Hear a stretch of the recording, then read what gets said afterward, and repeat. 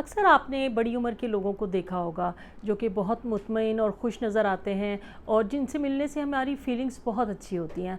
लेकिन कुछ ऐसे बड़ी उम्र के लोग होते हैं जो कि अपने आप से बहुत फेड अप होते हैं, उनको कंप्लेंट्स होती हैं गवर्नमेंट से, सिस्टम से, अपने रिश्तेदारों से और ज़्यादातर अपनी औलाद से।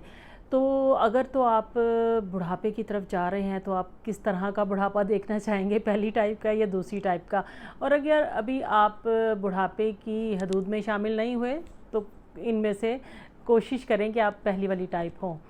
तो अच्छा बुढ़ापा हम गुजारें, इसके लिए कुछ बातें होती हैं जिनके लिए जानना बहुत ज़रूरी होता है। मतलब आपकी हेल्थ बहुत अच्छी हो, आपकी हेल्थ इसी तरह अच्छी होगी अगर आपका खाने पीने का पैटर्न बहुत अच्छा होगा, आप हेल्दी फूड खाएंगे, आप बहुत ज़्यादा नहीं खाएंगे, ठूस ठूस के नहीं खाएंगे, क्योंकि जब एज बढ़ती है तो हमारा जो डाइजेस्टिव सिस्टम होता है ना वो बहुत वीक हो जाता है। इसलिए ऐसी फूड लें जो कि ग़िज़ाइयत से भरपूर हो और लाइट हो। आप बुफ़े सिस्टम को अवॉइड कर दें कि जहां आप समझें कि हमने तो खाना ही खाना है, पेट भर के खाना है, भूख रख के खाएं, वो हमारे लिए ज़्यादा बेस्ट होगा। और इसके अलावा हमारी एक्सरसाइज होनी चाहिए, मतलब हमारे सारे मसल जो हैं वो एक्टिव होने चाहिए। हमें अपने हाथों के, एल्बो के, शोल्डर्स की, अक्सर फ्रोज़न शोल्डर हो जाता है, इस तरह के तमाम मसल को एक्टिव रखना चाहिए। हम क्या करते हैं कि थोड़ी सी उम्र बड़ी होती है तो घर वाले भी कहते हैं कि आप तो रेस्ट करें, आप तो अब ताकत नहीं है आप में। तो ये जो फेज़ है घर वाले जो है ना ये थोड़ा ख़राब कर देते हैं। आप कोशिश करें कि अपने छोटे छोटे काम खुद करने की कोशिश करें जिससे आप एक्टिव हों, पानी खुद पिएं, खाना खुद पकड़ लें, वॉक करें। ज़रूरी नहीं कि डंबल ही उठाने हैं आपने और ट्रेडमिल पे चढ़ना है, आप वॉक करें। मतलब तमाम मसल्स को एक्टिव रखें। आप देखेंगे जब हम किसी मसल को नहीं एक्टिव रखते, एक्सरसाइज नहीं करते, तो वहाँ स्टिफनेस आ जाती है। जैसे कि फ्रैक्चर हुआ है, हमें प्लस्तर लग गया, कुछ अरसे के बाद जब वो प्लस्तर उतरता है तो हम जो है ना वो इतनी स्टिफनेस आ जाती है कि हम तो सही तरह से खड़े भी नहीं हो पाते। इसके लिए हमें फ़िज़ियोथेरेपी करानी पड़ती है। इसलिए आप वो रोज़ाना की थोड़ी थोड़ी फ़िज़ियोथेरेपी ख़ुद घर में कर लें अगर आपने एक हशाश बशाश बुढ़ापा गुजारना है। तो ये बहुत ज़रूरी है, वरना तो हम मुलाजमीन के जो है ना वो डिपेंडेंट हो जाते हैं। हमें इकनॉमिकली बहुत ज़्यादा इंडिपेंडेंट होना चाहिए। हमें कोशिश करनी चाहिए कि जब हम जवानी के एज में हैं, कमाने के दौर में हैं, तो हम बेस्ट कमाएं। पहले तो तालीम हमारी अच्छी होनी चाहिए जिससे कि हमें अच्छी जॉब मिले, फिर हम अर्निंग बहुत अच्छी कर रहे हों। अक्सर लोग जो है ना वो बच्चों को पढ़ाने में अपनी सारी अर्निंग लगा देते हैं और फिर उनका होता है कि हमारा घर कम से कम अपना हो जाए, घर बनाने में कामयाब हो जाते हैं कुछ लोग। फिर ये होता है कि जो उनके बच्चे होते हैं ना, कुछ वो बच्चे जो होते हैं वो अक्सर अपने कमाने में लगते हैं, वो घर नहीं बना पाते, वो पेरेंट्स के ही घर में रह रहे होते हैं। तो उस वक्त हमारी जो है ना अपने बच्चों के साथ बाउंड्रीज़ बहुत क्लियर होनी चाहिए। जैसे कि बुढ़ापे में हम कुछ नहीं ज़्यादा कमा रहे होते तो हम फील करते हैं कि हम बच्चों पे डिपेंडेंट हो गए हैं, और बच्चों का होता है कि हम वालिदैन का बहुत बोझ उठाए बैठे हैं। तो इसमें बाउंड्रीज़ क्लियर होनी चाहिए। जैसे कि अगर आपका 2 मंजिला घर है, आपके बेटे को आप अपने साथ भी रखना चाह रहे हैं और बेटा बाहर जाके इतना रेंट भी नहीं दे सकता, तो आप इस तरह की कुछ थोड़ी सी अमाउंट उनके साथ फ़िक्स कर लें जो कि वो आपको ख़र्चे के लिए दें। वो भी सेटिस्फाइड हो कि मैं कुछ कंट्रीब्यूट कर रहा हूँ अपने पेरेंट्स के साथ, और पेरेंट्स भी सेटिस्फाइड हो कि हम उन पे बोझ नहीं हैं।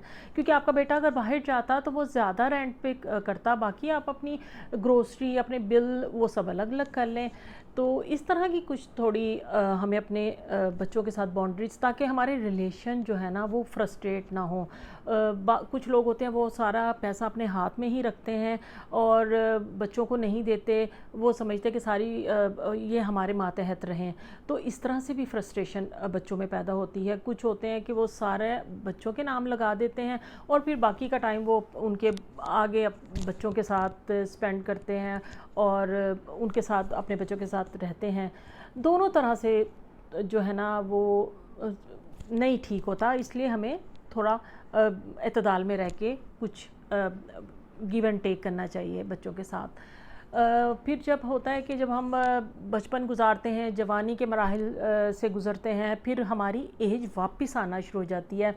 ग्रेविटी हमें अपनी तरफ जो है ना वो झुका लेती है, अक्सर बुज़ुर्गों की कमर झुक जाती है। इसलिए हमें अपने जो पोस्चर्स हैं ना वो भी बहुत सही रखने चाहिए। जब हम वापसी के सफ़र की तरफ गामज़न होते हैं तो हम क्या करते हैं, हम चाहते हैं सारा कुछ हमारे हाथ में हो, ऑल इन ऑल हम रहें एंड तक। हमने अपना टाइम बहुत अच्छा गुजार लिया होता है, जवानी, बचपन। तो अब जो हमारे, अगर हम किसी जॉब में हैं तो हम अपने बच्चों को अपने साथ, बिज़नेस कर रहे हैं तो हम अपने बच्चों को अपने साथ शामिल करें, जिससे कि बच्चे भी आपके कुछ सीख लें। और आप अगर बीच में से निकल भी जाते हैं, अगर आप इस दुनिया में नहीं भी रहते हैं, तो कम से कम आपका जो काम है ना वो आगे जो नेक्स्ट जनरेशन तक मुंतकिल हो जाए। इसी तरह बहुत सी ख़वातीन होती हैं, वो खाना बहुत अच्छा बनाती हैं, सास जो होती है या माँ होती है, तो उन्हें चाहिए कि अपनी रेसिपीज़ अपनी बहू, अपनी बेटियों तक शिफ्ट करें। और इससे क्या होगा, जब वो बहू बेटियां आपकी बनाएंगी तो तारीफ़ होगी, तो वो फिर बताएंगी कि हमने तो अपनी सास या अपनी माँ से सीखा है। तो हमें अपनी नेक्स्ट जनरेशन तक अपना टैलेंट जो है ना वो शिफ्ट करना चाहिए। अब बीच खला जो है ना वो ना रहे, वो फिल हो जाए। तो फिर जब हम बुढ़ापे का टाइम गुजारते हैं तो हमें उस वक्त रीविज़िट करना चाहिए अपनी मेमोरीज़ को, कि किस किस को हमसे गिले शिकवे थे, हमें क्या गिले शिकवे थे, किसी को हमसे क्या गिले शिकवे थे। तो अक्सर तो औलाद कहती है कि पेरेंट्स ने हमारे लिए कुछ किया ही नहीं, लेकिन जब वो औलाद पेरेंट्स की एज में आती है तो फिर उसको लगता है कि नहीं, ऐसा तो नहीं था, उन्होंने तो पूरी कोशिश की थी हमारी तमाम ज़रूरियात पूरी करने की। मियाँ बीवी के आपस में बहुत ज़्यादा कंप्लेंट्स होती हैं, बीवी बच्चों में लगी रहती है और वालिद जो है वो कमाने में लगा रहता है, वो आपस में बहुत अच्छा टाइम स्पेंड ही नहीं कर पाते। और फिर इन कंप्लेंट्स को भी हम इस एज में, अगर आप खुशकिस्मत है, कंपेनियन दोनों हैं, तो आप आपस में अपना बहुत खूबसूरत टाइम गुजारें। आप छोड़ दें अब बच्चों की लाइफ में इंटरफेरेंस करना, आप अपनी लाइफ एंजॉय करें, आउटिंग के लिए जाएं, खाने के लिए बाहर निकल जाएं अपनी वाइफ को लेके, रिलेटिव्स के साथ जिनके साथ आपने ज़्यादा नहीं टाइम गुजारा, जिन्हें आपसे गिले शिकवे रहे, आप उनके गिले शिकवे दूर करें, उनसे मेल मुलाकात करें, फ्रेंड्स के पास जाएं, अपनी वाइफ के साथ या अपने हस्बैंड के साथ आप बैठ के ओल्ड मूवीज़ देखें, सॉन्ग्स सुने, गाएं बल्कि आपस में। तो बहुत खूबसूरत, अक्सर लोग कहते हैं कि हमने तो ये एज जो है ना वो बहुत ही इंजॉय किया, हमें तो लगता है कि जैसे हम दोबारा से जवान हो गए हैं। तो ये बहुत रिलैक्स वाली लाइफ होती है और इसको हमने रिलैक्स वाली लाइफ ही बना के जो है ना वो स्पेंड करना है।